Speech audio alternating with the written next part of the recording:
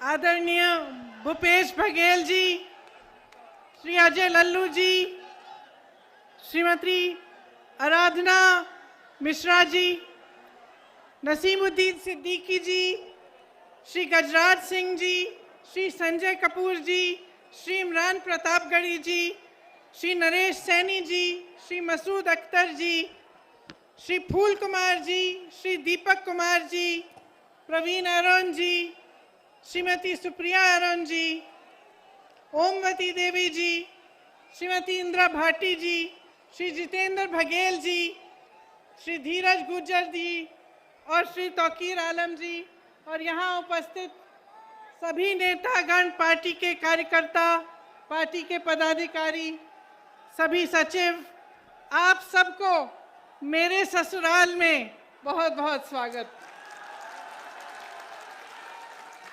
और ससुराल वालों, आपसे माफी चाहती हूँ, बहुत दिनों बाद आई हूँ। माफ हूँ कि नहीं?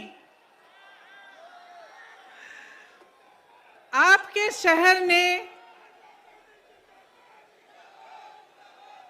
मेरे परिवार को संरक्षण दिया, उनको खड़ा किया। बंटवारे के बाद मेरे ससुर जी के पिता अपने परिवार को लेकर मुरादाबाद आए। यहीं से उन्होंने अपना कारोबार शुरू किया।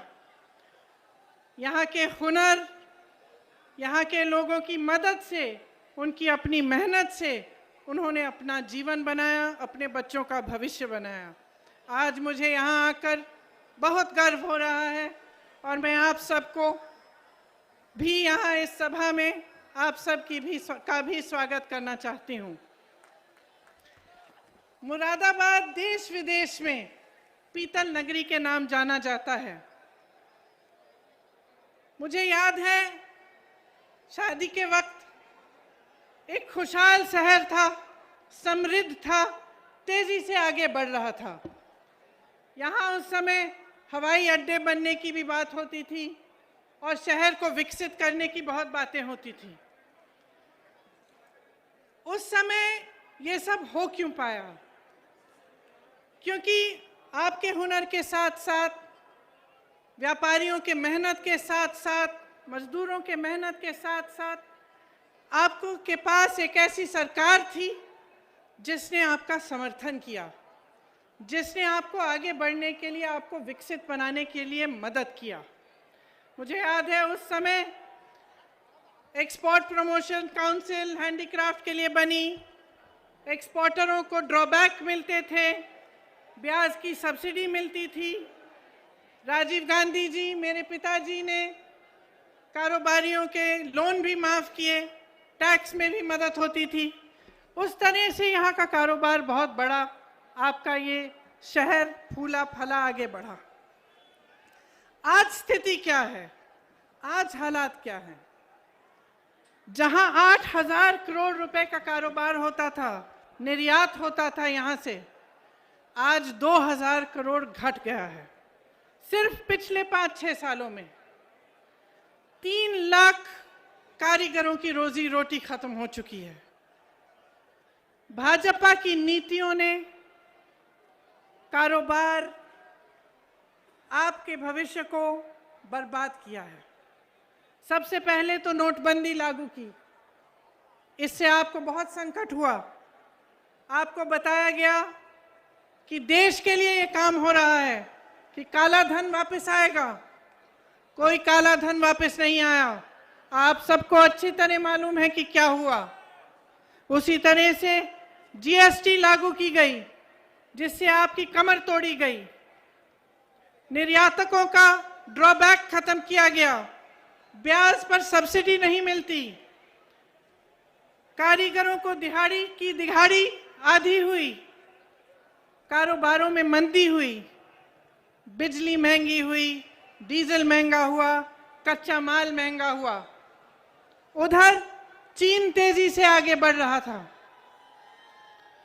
जिस तरह से उन्होंने एक एक हुनर को लेके पूरे शहर में इंफ्रास्ट्रक्चर बनाया, उस तरह से हमें यहाँ पे भी बनाना चाहिए था।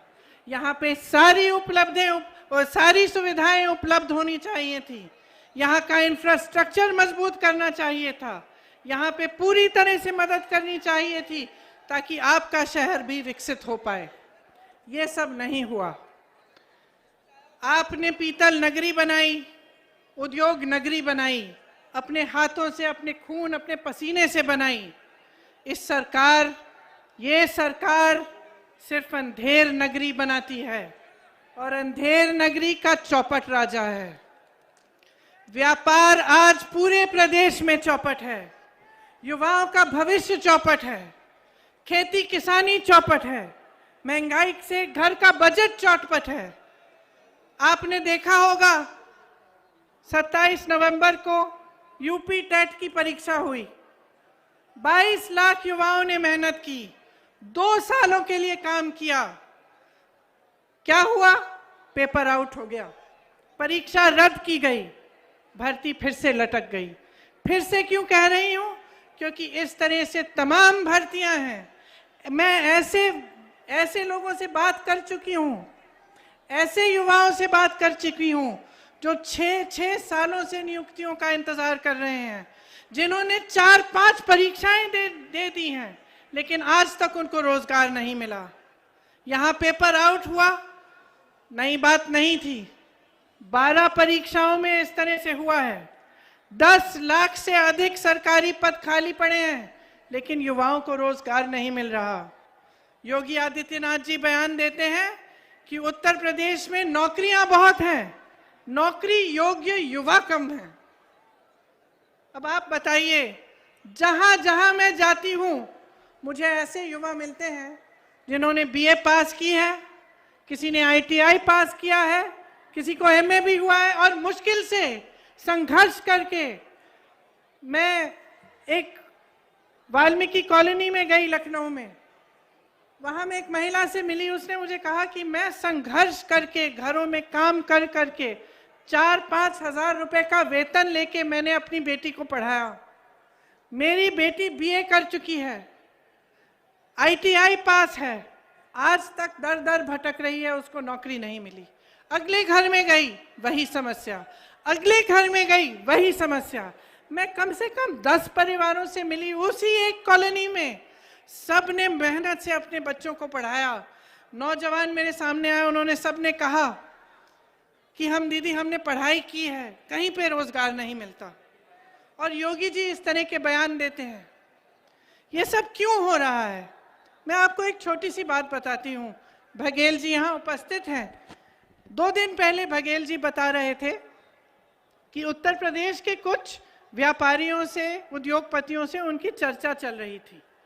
तो उन उद्योगपतियों ने बताया कि एक पोर्टल की जरूरत थी, जिसके लिए वह मुख्यमंत्री जी से मिलना चाह रहे थे, लेकिन पिछले 4 सालों से उनको मिलने का मौका नहीं मिला। तो बघेल जी से मैं बात कर रही थी कि ऐसा कैसे हो सकता है कि 4 सालों से कोई अपनी समस्या को लेकर भटक रहा है। उद्योगपति हैं, व्यापारी हैं, प्रदेश को आगे बढ़ाने वाले लोग हैं, कैसे हो सकता है कि मुख्यमंत्री जी इनके लिए समय नहीं बना रहे हैं? तो बघेल जी ने मुझे एक बात कही जो मेरे मन में रही।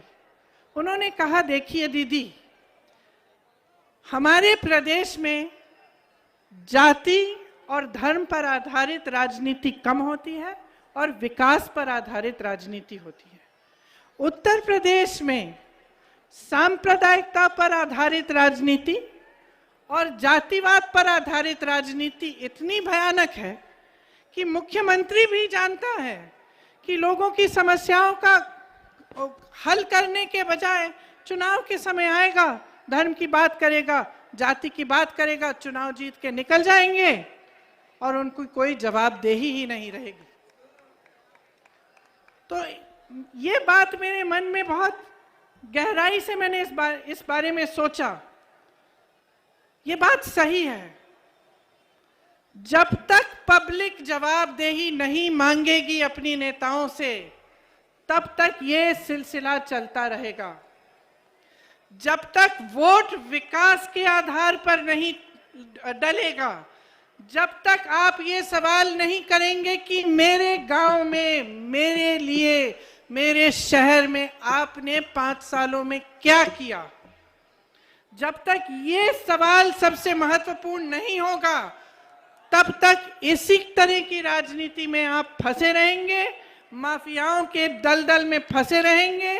मुझे आश्चर्य हुआ मैं जब यूपी आई, जमीन की माफिया, नदी की माफिया, बालू की माफिया, पढ़ाई की माफिया, इम्तिहानों की माफिया, जहां देखो माफिया ही माफिया। मुझे तो आश्चर्य है कि सांस पे कोई माफिया नहीं है कि आप सांस ले रहे हैं और आपसे हफ्ता लिया जाए। ये हालात है आपके प्रदेश के। ये हालात आप बदलोगे कैसे? मुझे बहुत बड़ी शिकायत है आपसे। जब तक आप इस तरह की राजनीति के घेरे में फंसे रहेंगे, तब तक कोई बदलाव नहीं आने वाला है। नेता के बाद नेता यहां मंच पर खड़े होकर फिजूल की बातें करेगा, आपको तरह तरह के वचन देगा, लेकिन उसको दिल में मालूम होगा कि उसकी कोई जवाबदेही नहीं है। इसीलिए सबसे बड़ी जिम्मेदारी आपकी है। आप नेताओं को जिम्मेदार बनाओ, सिखाओ उनको कि ऐसा नहीं चलेगा। मंच पर आकर खोखले वचन बनाए, 5 सालों के लिए आप कुछ नहीं करें, ये नहीं चलेगा। इसीलिए कांग्रेस पार्टी इस चुनाव को सिर्फ और सिर्फ विकास के आधार पर लड़ना चाहती है। हमने प्रतिज्ञाएं ली हैं। क्या प्रतिज्ञा ली है? कि हम 20 लाख रोजगार दिलवाएंगे, हर जिले में हम उद्योगों के हब लगवाएंगे। ये प्रतिज्ञा इसलिए है क्योंकि खोखला वचन नहीं है। आपको मुख्यमंत्री जी ने कहा कि किस तरह से उन्होंने वचन दिया और 2 घंटे के अंदर अंदर कर्ज माफ किए। उन्होंने आपको बताया कि किस तरह से छत्तीसगढ़ में आज कांग्रेस की सरकार 2500 रुपए क्विंटल धान खरीद रही है। तो ये कोई कल्पना नहीं है, ये सच्चाई है। अगर हम कह रहे हैं, हम करके भी दिखाएंगे। देखिए, किसानों ने जो आंदोलन किया, इससे एक बहुत बड़ी बात आगे आई है कि जब आप मन बना लेते हैं, जब आप अटल रहते हैं, आप अडिग बन जाते हैं, तो सरकार को झुकना पड़ता है। सरकारों ने, किसानों ने त्याग दिया। 700 से अधिक किसान शहीद हुए। उन 700 शहीदों के लिए प्रधानमंत्री जी 2 मिनट के लिए भी संसद में मौन नहीं रहे। 2 मिनट का मौन नहीं किया, संसद में चर्चा भी नहीं की उन कानूनों पर जिन कानूनों को रद्द करने जा रहे थे। लखीमपुर के खेरी में नरसिंहार हुआ, किसानों को अपनी जीप के पहियों के तले एक मंत्री के बेटे ने कुचल कर मार डाला। प्रधानमंत्री जी ने एक लफ्ज नहीं कहा, योगी आदित्यनाथ जी ने एक लफ्ज नहीं कहा, बल्कि कुछ दिनों पहले लखनऊ आए, उनके साथ मंच पर वही मंत्री खड़े थे, आज भी मंत्री हैं, उनको बर्खास्त क्यों नहीं किया?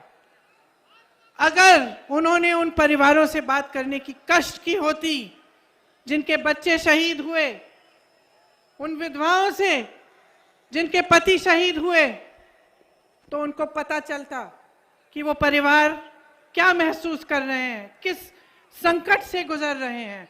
और उनकी एक ही गुहार है कि जब तक ये मंत्री पद पर रहेंगे, तब तक हमें न्याय नहीं मिलेगा, हमें सिर्फ न्याय चाहिए। मैं ऐसे परिवारों के पास गई हूं जिनके पास कुछ नहीं है। वो कहते मुआवजा नहीं चाहिए, मुझे पैसे नहीं चाहिए दीदी, न्याय चाहिए, अपने बेटे के लिए न्याय चाहिए।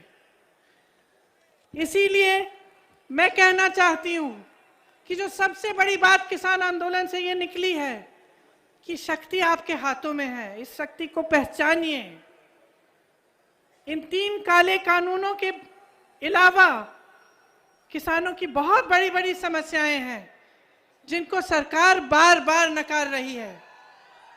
आप ही को मालूम है कि गन्ना का कितना आपको भुगतान मिला। अभी भी 4,000 करोड़ का भुगतान बचा है।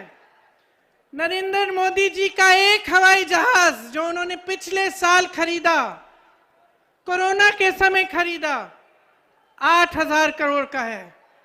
एक हवाई जहाज जिसमें सिर्फ नरेंद्र मोदी जी बैठ के घूमते हैं, 8,000 करोड़ का है। आपका पूरा गन्ना का भुगतान 4,000 करोड़ का है। संसद के सुंदरीकरण में जो अच्छा खासा संसद है, 70 सालों से चला आ रहा है, एक ऐतिहासिक इमारत है, उसके सुंदरीकरण करने के लिए ये लोग 20,000 करोड़ खर्च सकते हैं। आपके लिए कुछ नहीं दे सकते।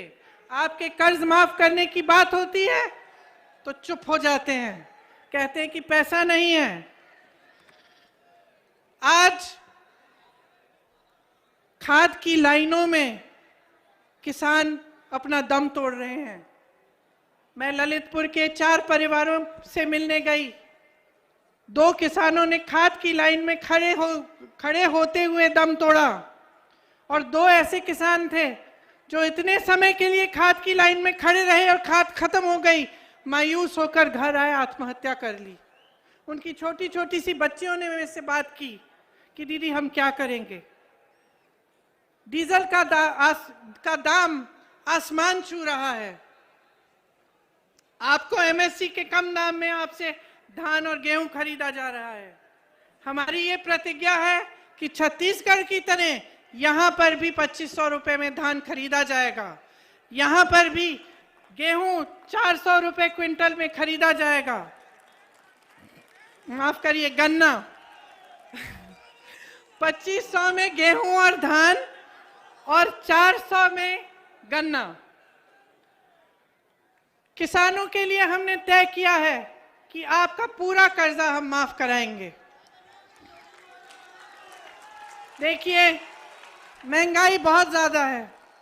मैं जानती हूं कि आप कितना तड़प रहे हैं महंगाई की वजह से। ये मेरी महिलाएं बैठी हैं, ये लोग सोचते हैं कि आपको एक गैस सिलेंडर पकड़ाकर आपके प्रति पूरी जिम्मेदारी खत्म हो गई। इनको दिखाइए कि जब तक आपको पैरों पे खड़ा करेंगे नहीं, जब तक आपको सशक्त नहीं बनाएंगे, आपको मजबूत नहीं बनाएंगे, तब तक आपका वोट उनको नहीं मिलेगा। मैं आप सबसे कहना चाहती हूँ, महिलाओं को आगे बढ़ाओ। ये महंगाई की मार किसानों पर है, गरीबों पर है, दलितों पर है, लेकिन सब वर्गों में इनका बोझ आप उठाती हैं। मैं जानती हूँ कि आप कितना संघर्ष कर रही हैं। बिजली कितनी महंगी हो गई है, आटा, मोबाइल का डेटा, जीवन बीमा, सरसों का तेल, पेट्रोल, डीजल, हद से ज्यादा महंगाई है। आपको बड़े बड़े बिल मिलते हैं। मैंने देखी है ये बिल। महिलाएं मुझे कहती हैं कि हमने तो बिजली ऑन ही नहीं की, हमने चला, यहाँ बिजली आई ही नहीं, फिर भी हमें इतनी बड़ी बिल मिल रही है। आप सब यहाँ पर, ये एक ऐसा शहर है जहाँ उद्योग है। आप सब जानते हैं कि बिजली का कमर्शियल रेट कितना है और इसकी वजह से कितना नुकसान हो रहा है। आपको कहा गया था मुरादाबाद को स्मार्ट सिटी बनाया जाएगा। क्या बना? केवल एक ही चीज स्मार्ट है, स्मार्ट मीटर और स्मार्ट लूट। और मैं बहनों को कहना चाहती हूं कि आपको सशक्त करना चाहते हैं हम। मैं आपके साथ खड़ी हूं, मैं आपको आगे बढ़ाना चाहती हूं। 40%, मैं कह रही हूं कि 40% टिकट महिलाओं को मिलने चाहिए। क्यों कह रही हूं? मैं अपनी बहनों के घर जाती हूं, यहां पर बलात्कार होते हैं, महिलाओं का शोषण होता है, महिलाओं को कुचला जा रहा है और कोई कुछ नहीं कह रहा है, कोई आवाज नहीं उठा रहा है, कोई आपको आगे बढ़ाने की बात नहीं कर रहा है। सब विज्ञापनों में है, सब सिर्फ विज्ञापनों में है। असली सवाल यह है कि आपकी भागीदारी राजनीति में क्या है? आपके लिए लड़ने वाली महिला कैसे आगे बढ़ेगी? तो 40% आप जब टिकट लेंगे कांग्रेस से, ठीक है, हो सकता है पहली बार थोड़ी आप में से कुछ हो जो जीते, हो सकता है कि कुछ ना जीते, कोई बात नहीं, सशक्त बनेंगी, अगली बार जीतेंगी, अगली बार फिर से मौका मिलेगा और ज्यादा मौका मिलेगा। यहां नौजवान लड़कियां हैं, आप सहना नहीं चाहती, सच बताओ, सहना चाहती हो कि लड़ना चाहती हो?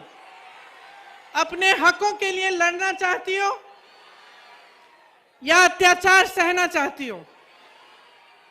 लड़ना चाहती हो ना? ये स्कूटी किसके लिए है?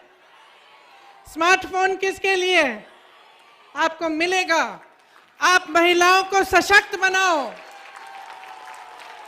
ये जितनी भी राजनीति है, ये जितनी भी जातिवाद पर आधारित ये सांप्रदायिक राजनीति सब खत्म हो जाएगी, आप खड़ी हो जाएंगी तो। आपकी शक्ति को कोई पहचान नहीं रहा है। 50% आबादी है, 50% बहुत बड़ा आंकड़ा होता है। सशक्त बनो, अपने हक के लिए खुद लड़ो, कोई नहीं आएगा तुम्हारे लिए लड़ने के लिए, तुम खुद लड़ोगी और मैं तुम्हारे साथ खड़ी हूं।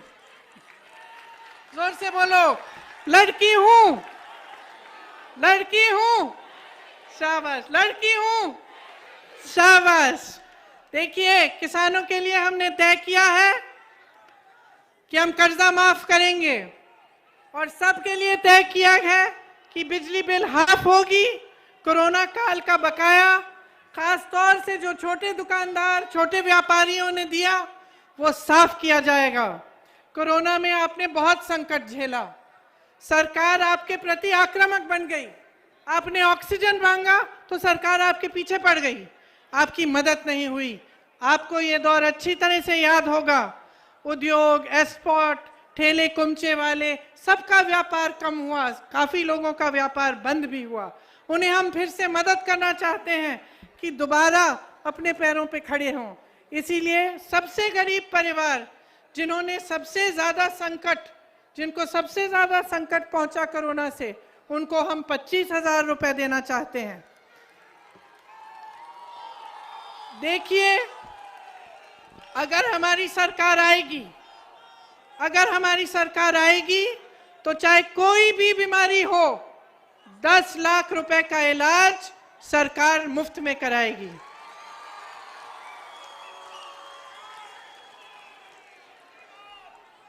वृद्धा और विधवा पेंशन 1,000 रुपए देंगे और जितनी भी नई सरकारी नौकरियां हैं उसमें पहले से जो आरक्षण है उनके तहत ही 40% आरक्षण महिलाओं को मिलेगा।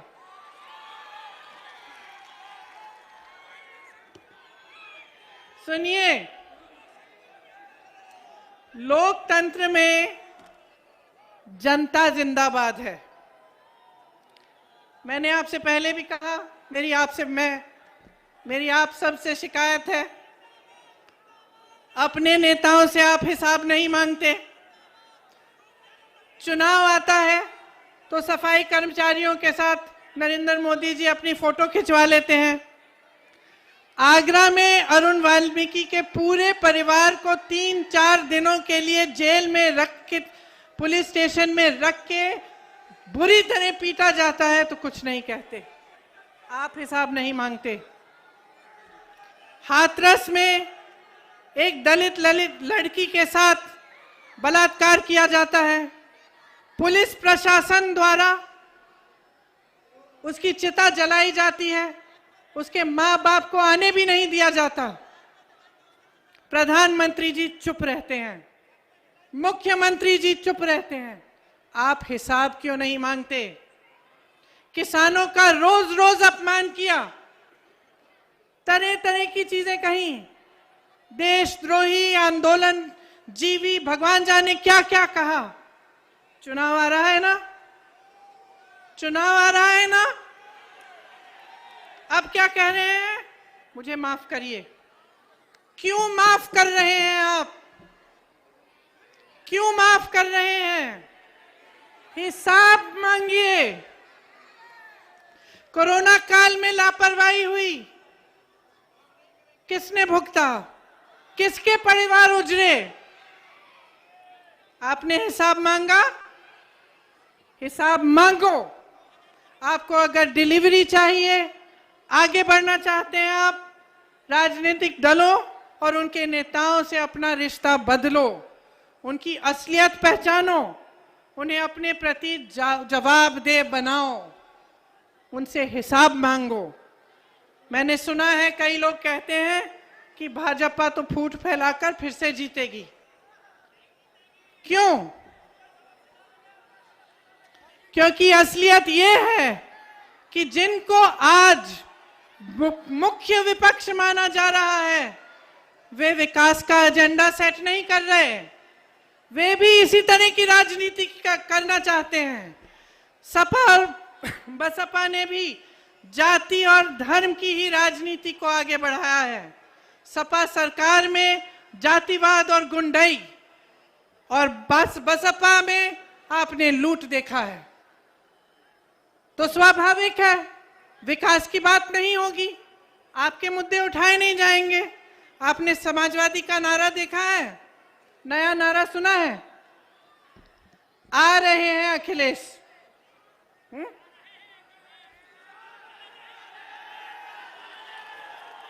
मैं पूछना चाहती हूं, सीए और एनआरसी के कानून बने, मैंने अपनी आंखों से देखा। मैं बिजनौर गई, बिजनौर में एक 19 साल का लड़का अनस दूध बेचता था, उसकी निर्मम हत्या की गई। दूसरे घर में गई, एक लड़का सुलेमान मस्जिद के बाहर खड़ा था, पुलिस ने गोली मारी, उसकी हत्या कर ली, कोई कार्रवाई नहीं हुई।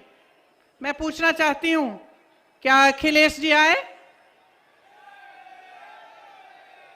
उम्भा में नरसंहार हुआ, 13 आदिवासियों की मौत हुई, उनको पीटा गया लाठियों से, उनको गोली मारी गई। क्या अखिलेश जी आए?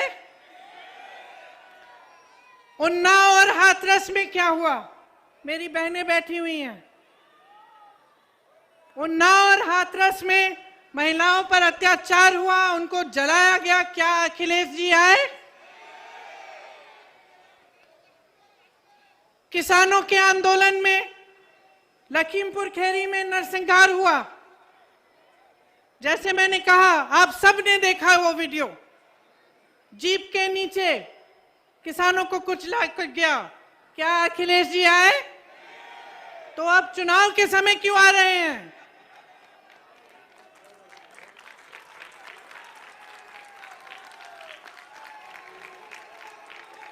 चुनाव के समय उनकी पार्टी और वो अचानक जीवित क्यों हो रहे हैं?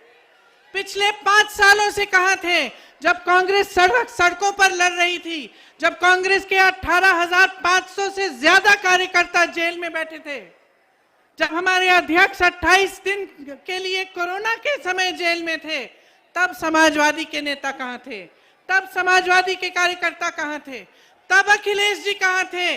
उस समय अखिलेश जी क्यों नहीं आए?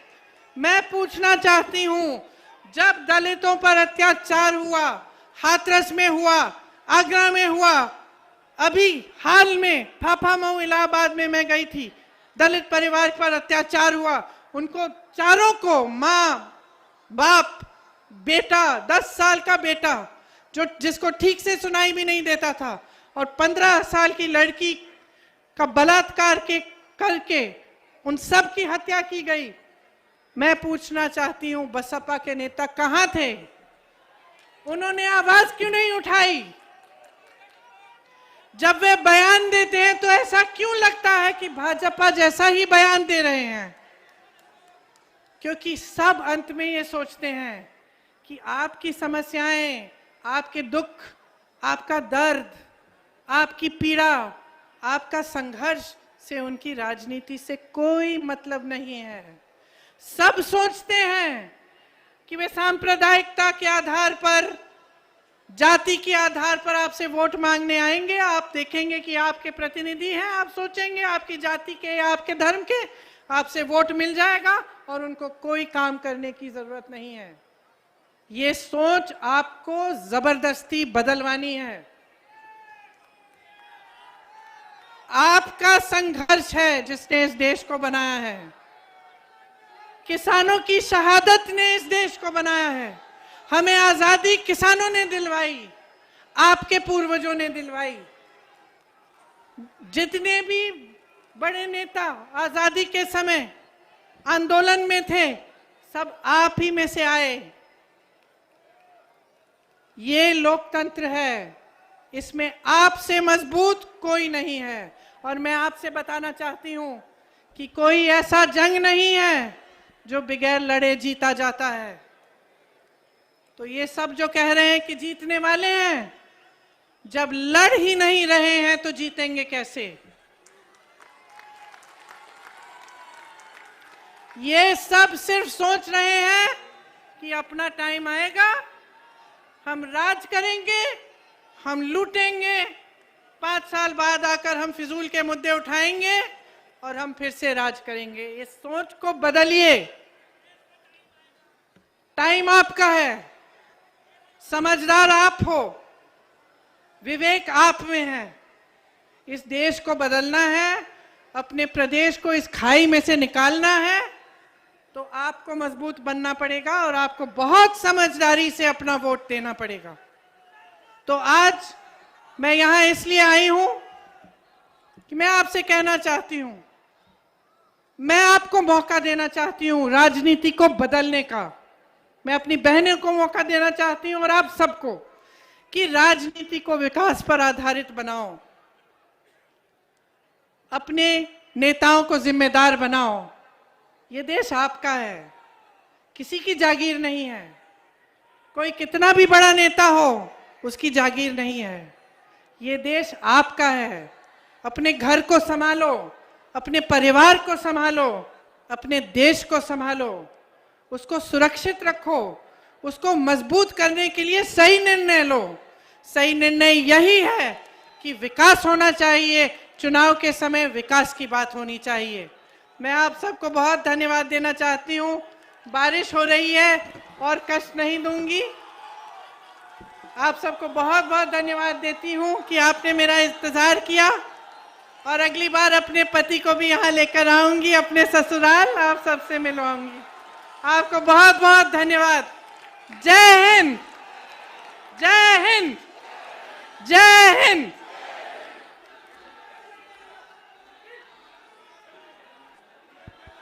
बहुत बहुत धन्यवाद आदरणीय प्रियंका जी, भूपेश बघेल जी, मंच पे बैठे सभी सम्मानित हमारे वरिष्ठ कांग्रेस जन और महान मुरादाबाद की जनता।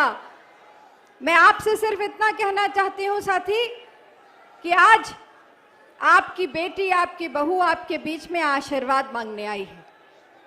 आशीर्वाद इसलिए कि एक लड़ाई किसानों की, नौजवानों की, गरीबों की, बेटियों की, किसानों की लड़ाई प्रियंका जी लड़ रही हैं। और ये लड़ाई अगर घर से उनको आशीर्वाद मिलेगा तो ये लड़ाई और मजबूती से लड़ेंगी। मैं आपसे इतना ही कहना चाहती हूँ कि ये जब किसानों के लिए संघर्ष हुआ तो जेल कौन गया? अगर कोई जेल गया लखीमपुर की घटना में, तो वो राजीव गांधी की बेटी और इंदिरा गांधी की पोती प्रियंका गांधी जेल गई और मजबूर होकर प्रदेश और देश की सरकार को किसानों के आगे घुटने टेकने पड़े। मैं आपसे सिर्फ इतना कहूंगी, हाथ उठाकर आज इस बेटी को आशीर्वाद दे दीजिए और बता दीजिए कि इस संघर्ष में, इस लड़ाई में, आपके अधिकार की लड़ाई में आप इनके साथ हैं। बहुत बहुत धन्यवाद। अब मैं इमरान प्रतापगढ़ी जी को, क्योंकि उनका घर है, मैं उनको सादर आमंत्रित करना चाहती हूँ धन्यवाद देने के लिए। धन्यवाद। हम आग्रह करेंगे इमरान भाई से, आपको स्वागत भाषण देना था लेकिन मौसम के चलते दीदी पहले बोली, अब अपनी बात इस धन्यवाद के साथ रखिए। धन्यवाद, बहुत शुक्रिया। कोई तोड़ नहीं इस आंधी का, कोई तोड़ नहीं इस आंधी का, यह है दौर प्रियंका गांधी का। दीदी आज अपनी ससुराल आई हैं और मुरादाबाद अपनी बहू का स्वागत जिस तरह कर रहा है वो ऐतिहासिक है।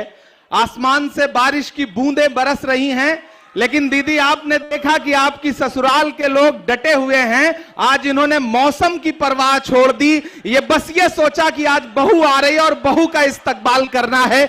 मैं चाहता हूं कि एक बार जोरदार ताली बजा करके आप पूरे सूबे को ये बताएं कि आप दीदी के साथ खड़े हैं। मुझे स्वागत भाषण करना था, लेकिन दीदी का हेलीकॉप्टर जल्दी टेक ऑफ होना है। मैं सिर्फ एक नज्म के 2-3 मिसरे सुना देता हूं, कोई भाषण नहीं दूंगा, भाषण आपने बहुत सुन लिया।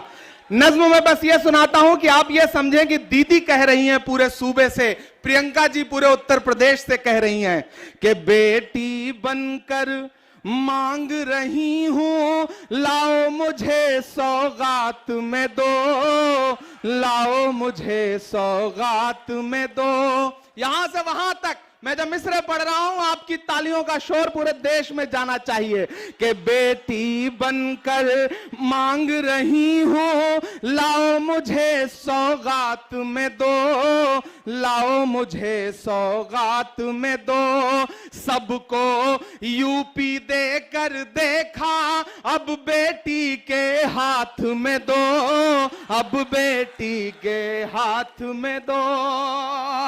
सवाल उठाते हैं लोग कि प्रियंका जी आई, क्यों आई, कैसे आई। मैं एक मिसरा पढ़ता हूं कि जो मुझसे ये कहते हैं कि कौन भला मैं होती हूं, तैयार रहना।